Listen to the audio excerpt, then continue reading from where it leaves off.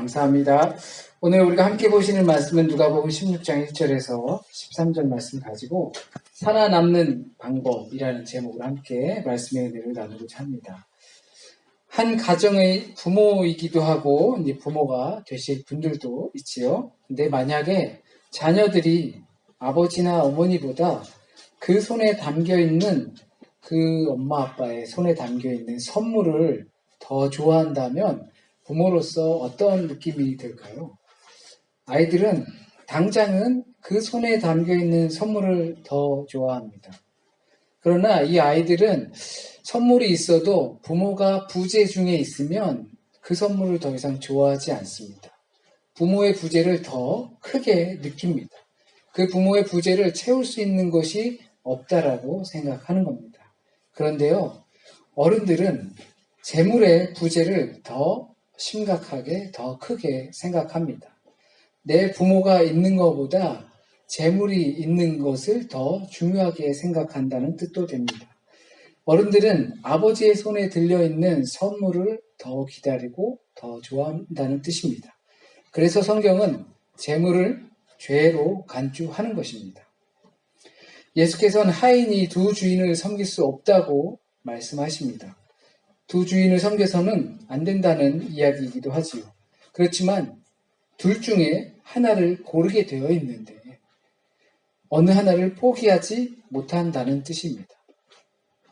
우리는 섬기지 말아야 할 것을 섬긴다는 의미가 됩니다.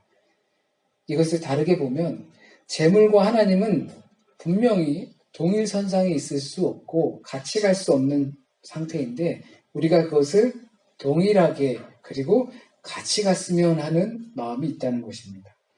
그러므로 우리가 두 주인을 섬긴다는 뜻이 되는 겁니다. 그런데 이렇게 두 주인을 섬기는 것은 어떻게 보면 양호한 신앙 같기도 합니다. 아예 하나님 따위는 안중에도 없고 아버지 손에 들려있는 선물만 기다리는 그 모습도 있기 때문입니다. 재물에 관심이 있다는 것을 우리는 감추고 있기 때문에 자세히 모릅니다. 그래서 성경은 본보기를 돌같이 여겨라, 돈을 그렇게 돌처럼 여겨라 라고 하지 않고 돈을 섬기지 말아라, 재물을 섬기지 말아라 라고 표현하고 있습니다. 성경은 줄곧 재물에 대해서 평가를 할 때 죄라고 이야기를 합니다. 그런데 우리는 그런 재물을 좋아할 수밖에 없습니다. 그 이유는 필요 이상으로 좋아한다는 것을 이야기하는 것입니다. 필요 이상이라는 상대적 기준이 있습니다. 그렇기 때문에 재물을 죄라고 평가하는 것입니다.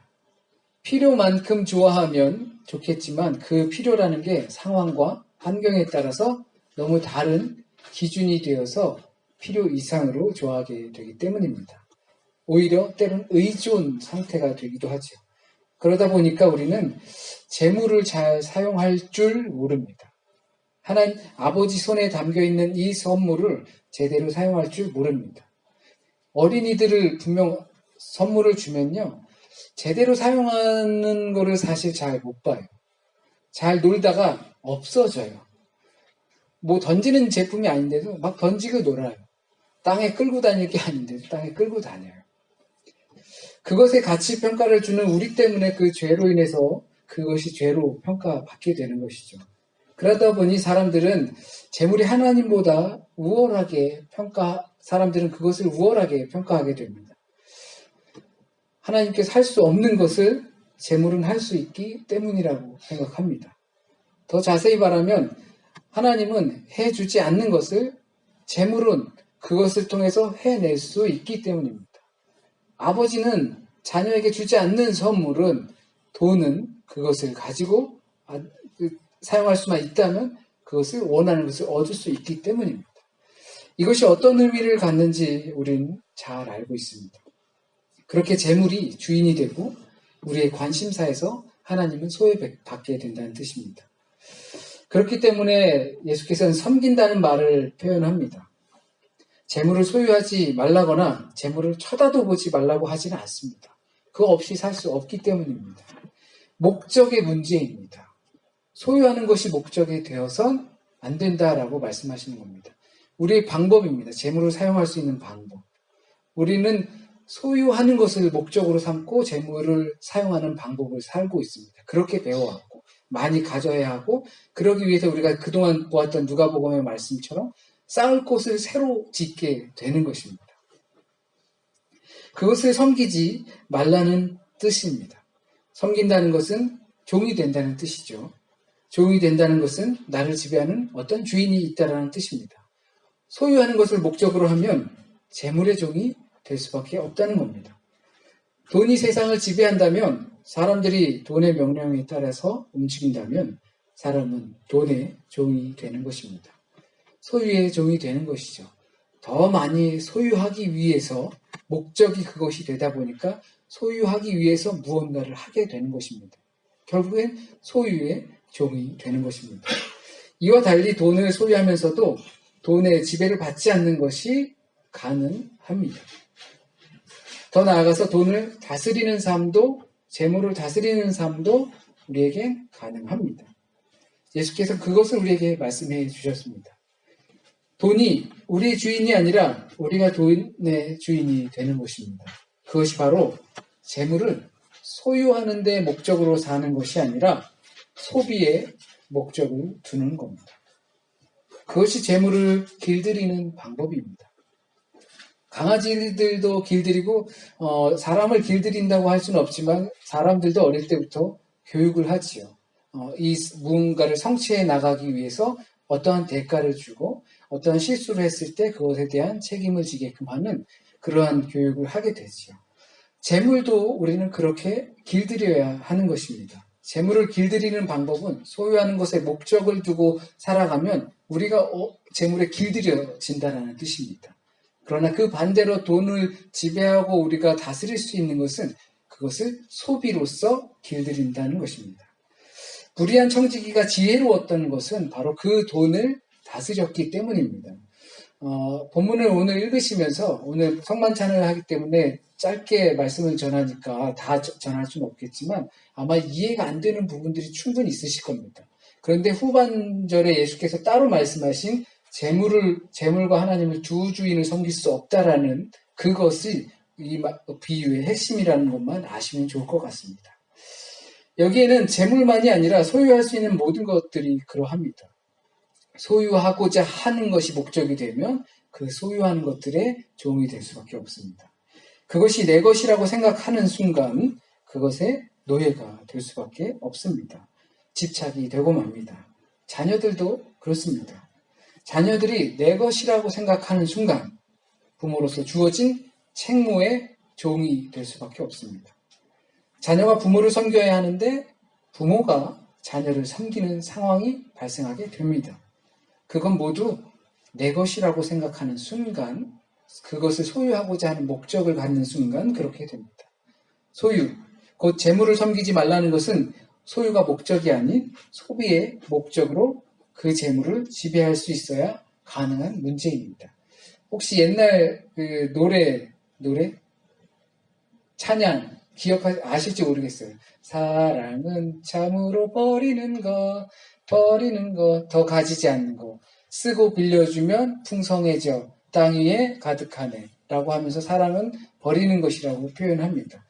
이것을 소비하는 것을 과소비 아니면 낭비 이렇게 생각하는 것이 아니라 우리에게 주신 하나님의 선물을 잘 사용하는 방법이 우리에게 가지고 있는 재물을 소유로 목적으로 하는 것이 아니라 소비하면서 그 재물을 길들이는 것입니다. 우리가 돈을 완전히 다스리기는 물론 쉽지 않습니다. 마음으로는 돈이 생기면 의미 있게 사용하겠다고 생각하기도 합니다. 그러다가도 실제로 어떠한 그 돈이 생기면 마음이 변합니다. 그것이 대표적으로 복권이 되겠죠. 그런데 우리 신앙에서 문제가 되는 것이 재물에 관한 것만은 아니죠. 그래서 제가 소유라고 표현한 것입니다. 우리가 돈 문제에 깨끗하다고 하나님을 지극히 사랑하는 자일 수 없습니다. 누군가는 정말 이 재물에 관한 문제, 소유에 관한 문제에서 자유로울 수 있을 것입니다. 하지만 거기서 자유롭다고 해서 하나님을 지극히 사랑할 수 있는 것은 아닙니다. 사탄은 우리의 환경을 무균실로 만들 수도 있습니다. 우리 안에 죽음에 이르는 병을 넣을 수만 있다면 우리가 재물에 관해서, 성적인 문제에 관해서, 사회 도덕적인 문제에 관해서, 인간 관계에 관한 문제에서도 정말 깨끗하고 정직하고 욥처럼 그렇게 만들어 줄 수 있습니다. 우리가 죽음에 이르는 병을 안고 살아갈 수만 있다면. 그것이 바로 우리 안에게 주어지는 교만입니다. 그 교만은 하나님과의 관계를 망가뜨리게 되어 있습니다. 오늘 이 주제에서 말하는 것이 바로 그것입니다. 하나님과의 관계, 예수 그리스도와의 관계, 그 사랑의 관계를 소비로서 다스릴 수 있어야 한다는 것입니다. 이것이 우리가 이 땅에서 생존하는 방법입니다. 사랑을 더 나눠주는 것이고, 사랑은 더 버리는 것이고, 쓰고 빌려줌으로 이 땅에서 서로 풍성해지는 것입니다. 비록 이 방법으로 우리가 하나님과의 관계가 전부 다 바르다고 말할 수는 없습니다. 왜냐하면 그 순간 교만이 우리에게 들어와 우리를 죽음에 이르게 할 테니까요. 하지만 적어도 우리가 생존하며 주님의 말씀대로 살 수 있는 방법입니다.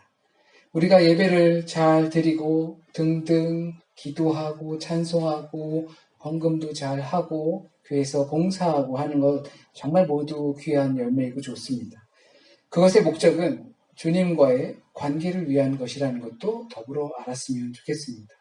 그 외에는 사실 우리에게 큰 의미가 되지 못하는 것들이죠. 하나님과의 관계를 위해서 우리는 예배를 드리는 것이고 봉사하는 것이고 우리 교우들과의 관계를 맺는 것입니다. 더불어서 우리의 삶은 그를 통해서 소유의 목적을 두고 사는 삶이 아니라 소비하면서 우리에게 주신 그 아버지의 선물을 잘 길들여 사용할 수 있게끔 하는 길입니다. 오늘도 저와 여러분에게 주신 이 하나님의 말씀을 통하여서 우리가 소유를 목적으로 사는 삶이 아니라 가지고자 하는 삶이 아니라 나누어 줌으로써 소비함으로써 아버지께서 우리에게 주신 선물을 잘 길들이고 다스릴 수 있는 저와 여러분이 되길 진심으로 바랍니다. 우리 함께 찬양 드리시겠고요. 그리고 성만찬 함께 찬양하시겠습니다.